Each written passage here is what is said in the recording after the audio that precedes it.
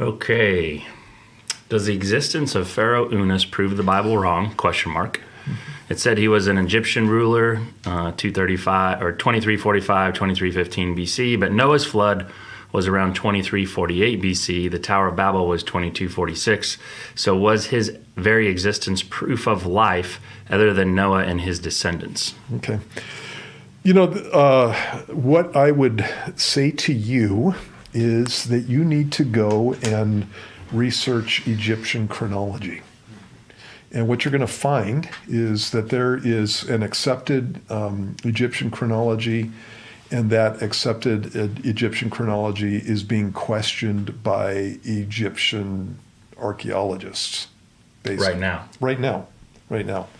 And so when you're looking at the chronology, where we get the chronology from is from a historian named Manetho, and he was a guy who lived about 200 BC, and he was a Greek living in Egypt, and he was Egyptian. Basically, he was part of the Egyptian kingdom. And so when you look at Manetho's chronology, what he assumed is that when you went back and looked at the kings, or the pharaohs, I should say, when you went back and looked at the pharaohs and you lined up all their regnal periods, that you got back to about 3000 BC. And that's what the accepted Egyptian chronology is based on. The problem with that is not how regnal periods work. And so specifically in Egypt, you have what was called the Upper Kingdom and the Lower Kingdom of Egypt. And there were times when they had different pharaohs. And they could be reigning at the same time. And yet the names of these guys are all in the same chronology of Manetho. Are you saying two at once? Two at once, yeah. Okay. You have the same thing in the Bible. You can have two guys reigning at one time. Mm-hmm. And so there, as you're going through the Book of Kings and the books of Kings and the books of Chronicles, you can have some chronological discrepancies in there, and what you have to do is you have to be careful when you're looking at the passages and see whether or not there's a co-regency. And so there are times when for example, in Scripture, there are times when a king has a son and he has a son reigning with him during that period of time. Well, it depends. When you look at the time period for the reign of a person, the chronicler may be taking it from the time that he actually started reigning, or from the time that his dad died and he actually became the king. Right.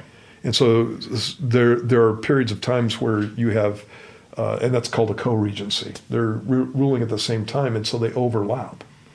And you even have that in the United States. If you took, the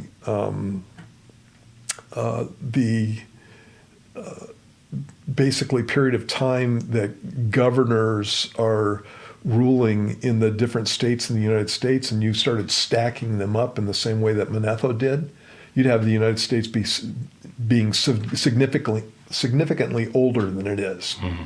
And that has to do with how you figure time and whether or not you're counting, you're adding a year to the term of somebody when actually those things overlap. And I just ran into this with Nebuchadnezzar and Daniel, where are they counting it when he started? A lot of times they go to the next year where it's a full year, mm-hmm. and then you said father-son thing, and there's all these things that can throw that off. Right, yeah, exactly. And so you have that specifically in the Bible and the Chronicles. And so Egyptian chronology is, everybody knows that it's off.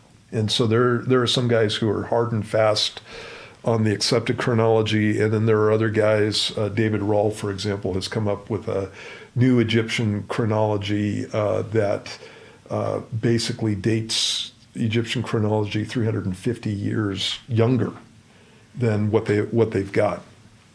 And so you've got that whole thing going on. The numbers that you're using for the flood and for the Tower of Babel come from Ussher's chronology also.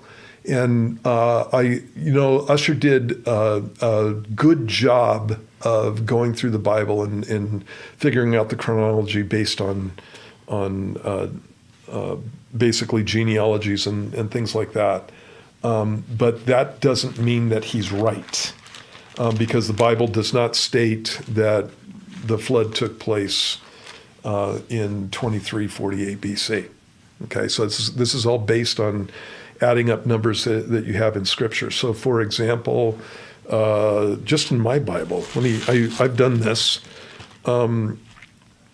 and basically just went back from some dates that you have in the Bible that we know for sure from history. And so some of the things that took place during the time of Solomon and David, for example, are datable historically. And when you go back from there to the time of the Exodus, for example, you get a date for the Exodus of 1446 BC. And then if you look at Exodus chapter 12 and verse 40, it says, "Now the sojourn of the children of Israel who lived in Egypt was 430 years, and it came to pass at the end of the 430 years, on that very same day, it came to pass that all the armies of the Lord went out from the land of Egypt." And so that puts the sojourn of the people of Israel at 430 years in Egypt. And one of the things that people like to do is they like to take that 430 years and they like to put that back to the time of Abraham. And so basically make 215 years in Egypt. And there's some problems with that, and I just read one of the problems. And when you do that and you start going back and to the time of Jacob, for example, the year that Jacob, if you went 430 years from that point, the year that Jacob went into the land of Egypt is, I believe, that would be 1876 BC. And when you start going back with the genealogies from that point, you get basically the flood would be, or Tower of Babel would be 2417 BC, and the flood would be 2518 BC. And then you add 1656 years to that to get a time for the creation of, I think it's 4174 BC.